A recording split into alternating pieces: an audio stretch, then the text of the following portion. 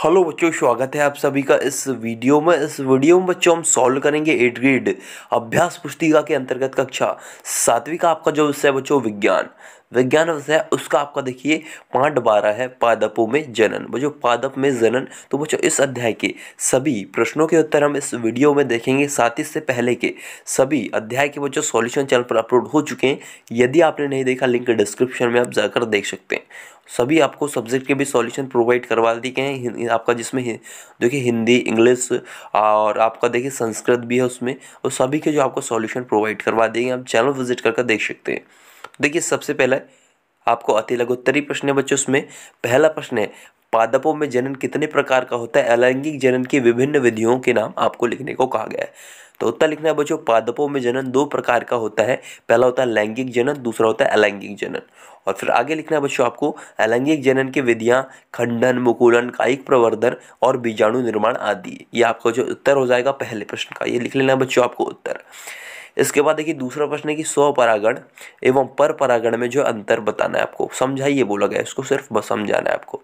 उत्तर लिखना है बच्चों स्वपरागण।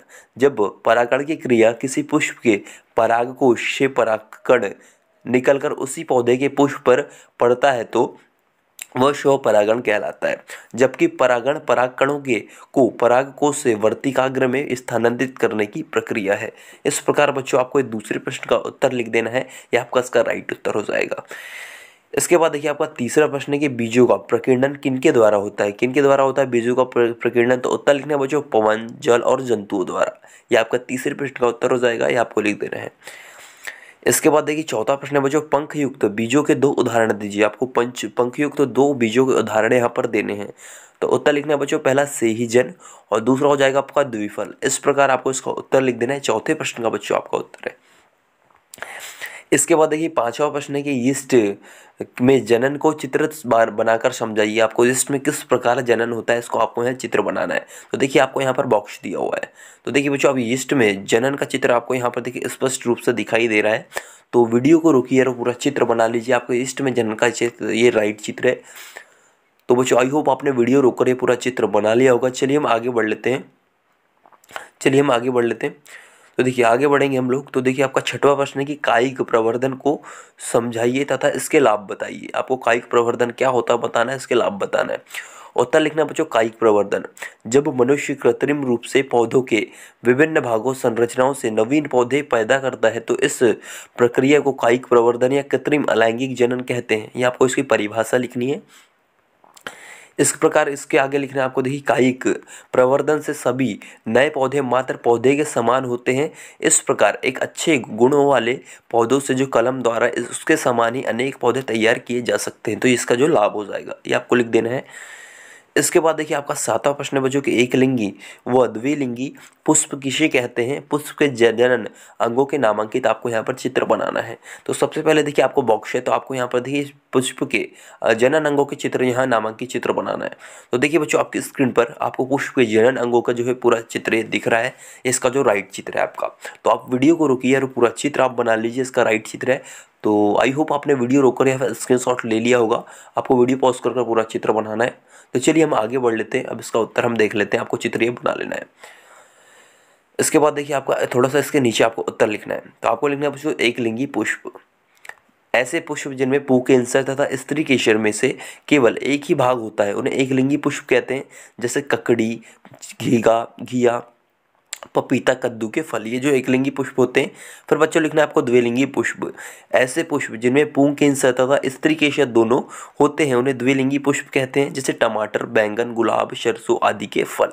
इस प्रकार आपको एक लिंगी और द्विलिंगी जो पुष्प में ये लिख लेना है, इनकी परिभाषा। ये आपका उत्तर हो जाएगा। इसके बाद देखिए हम आगे बढ़ेंगे। तो आपका आठवां प्रश्न है बच्चों, क्या होगा यदि किसी पादप के सभी बीज एक ही स्थान पर गिरकर वहीं उग जाए? क्या होगा? तो उत्तर लिखना है बच्चों, यदि किसी पादप के सभी बीज एक ही स्थान पर गिर जाएं तो उनमें से कोई भी पुष्प स्वस्थ पादप के रूप में विकसित नहीं होगा। यह आपका इसका उत्तर हो जाएगा। यह आपको आठवें प्रश्न का बच्चों उत्तर लिख देना है। इसके बाद देखिए आपका नौवां प्रश्न है कि अलैंगिक जनन की विभिन्न विधियों को उदाहरण सहित वर्णन कीजिए। अब अलैंगिक जनन की विभिन्न विधियों को आपको यहाँ पर समझाना है। तो उत्तर लिखना है बच्चों अलैंगिक जनन कि इस विधि में जनक कोशिकाओं में एक या अथवा अनेक प्रवर्धन निकलते हैं, इन्हें मुकुल कहते हैं। जनन कोशिका जनक कोशिका का केंद्रक समसूत्री विभाजन द्वारा विभाजित होकर एक केंद्रक एवं कुछ कोशिका द्रव में मुकुल में पहुंच जाता है। इस प्रकार आपको लिखना है। और अलैंगिक जनन की विभिन्न विधियों को बोला गया था आपको। आपको लिखना है अलैंगिक जनन की निम्नलिखित 6 प्रकार का होता है। आपकी इसकी 6 विधियां होती है। पहला होता है बच्चों विखंडन, मुकुलन होता है दूसरा, तीसरा होता है बीजाणु का बनना, चौथा बच्चों पुनर्जनन, पांचवा होता है आपका खंडन और छठवा होता है बच्चों आपको कायिक प्रवर्धन। इस प्रकार आपको 90 प्रश्न का उत्तर आपको पूरा लिख लेना है। यदि आप इसका उदाहरण लिखना चाहे तो आप अपने हिसाब से लिख सकते हैं। आपको पेज नंबर 414, 142 और 143 का जो उत्तर देख लेना है। आप इसका उदाहरण वहां से लिख सकते हैं या फिर आप ये भी जो है पूरा उत्तर लिख सकते हैं, इसका सही उत्तर है। इसके बाद देखिए आगे आपका देखिए 10वां प्रश्न है कि बीजों के प्रकीर्णन की विभिन्न विधियों का आपको यहाँ पर वर्णन करना है। और उत्तर लिखना है बच्चों बीजों के प्रकीर्णन की विभिन्न विधियों का वर्णन निम्नलिखित है। पहला लिखना है बच्चों हवा द्वारा फैलाव। कुछ पौधों के बीज पंख युक्त हल्के और बाल जैसी संरचनाएं युक्त बीज पवन द्वारा उठाकर दूर ले जाते हैं और फैल जाते हैं। उदाहरण हो जाएगा बच्चों डडेलियन, मेपल, ड्रमस्टिक आदि। आपको पहला लिखना है हवा द्वारा फैलाव में। आपको वीडियो रुक बच्चों उत्तर लिखना है। इसके बाद देखिए पानी से फैलाव। पानी से फैलाव किस प्रकार होता है आपको बताना है। तो पानी से फैलाव कुछ जलीय पौधों में होता है और कुछ में जो एक जल निकाय से पास बढ़ता है। वाटर लिली कुमुद के बीज तैरते हैं और इससे तैरा पानी दूर तक जो है फैल जाते हैं। नारियल के बीज आवरण स्पंजी और तंतु में होता है ताकि पानी हमें जो है आसानी से प्लवन कर सके। इस प्रकार आपको पानी से फैलाव लिखना है। इसके बाद देखिए आपका जानवरों से द्वारा फैलाव। तो जानवरों द्वारा फैलाव आपको लिखना है कांटेदार बीज जिनमें हुक जैसी संरचनाएं होती है जंतु द्वारा दूर दूर तक फैल जाते हैं। उदाहरण आपका होगा जेथियम, यूरेना आदि। इसके बाद देखिए आपका होता है फटने से फैलाव। आपको वर्णन करने बोला गया तो आपको इतना उत्तर तो लिखना ही होगा। फटने से फैलाव आपको लिखना बच्चों कुछ पादपों के फल झटके के साथ फट जाते हैं और बीज प्रकीर्णित हो जाते हैं। उदाहरण हो जाएगा लेडी फिंगर और अरंडी, बालसम आदि। इस प्रकार बच्चों आपको ये पूरा उत्तर लिख लेना है। देखिए ये आपका जो है 10वें प्रश्न का पूरा उत्तर हो जाएगा। आपको वीडियो रोककर बच्चों पूरा उत्तर लिख लेना है, इसका राइट आंसर है। इसके बाद देखिए आपका पार्ट 13 है गति एवं समय। तो बच्चों ये वाला पार्ट हम नेक्स्ट वीडियो में सॉल्व करेंगे। अभी की वीडियो में फिलहाल इतना है। किसी भी प्रकार का डाउट है तो नीचे कमेंट बॉक्स में कमेंट जरूर करें। साथ ही अदर सब्जेक्ट के संपूर्ण सॉल्यूशन के लिए इस चैनल को आप विजिट कर लीजिए। आपको सभी जो सब्जेक्ट के सॉल्यूशन प्रोवाइड करवा देंगे। प्लेलिस्ट आप चेकआउट कर सकते हैं। डिस्क्रिप्शन बॉक्स में आपको लिंक दे दिया गया है। Thanks for watching this video.